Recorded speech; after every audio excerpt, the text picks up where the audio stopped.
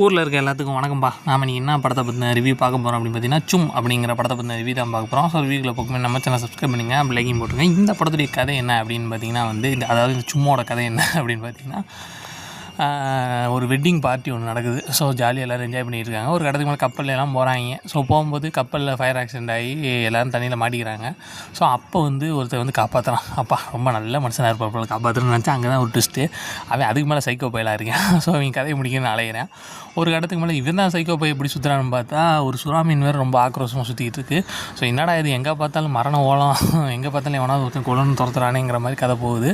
So அதுக்கப்புறம் இந்த பிரச்சனைலாம் தப்பிச்சாங்களா, என்ன நடந்துச்சு அப்படிங்கிறதான் மீதி கதை.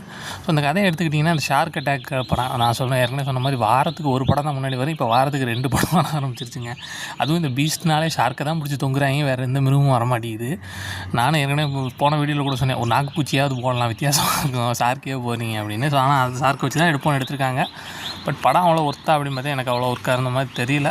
ஒன் டைம் வேணால் ட்ரை பண்ணலாம். இதுக்கு எவ்வளோ ரேட்டிங் 5க்கு ஒரு 2.7 கொடுக்கலாம்.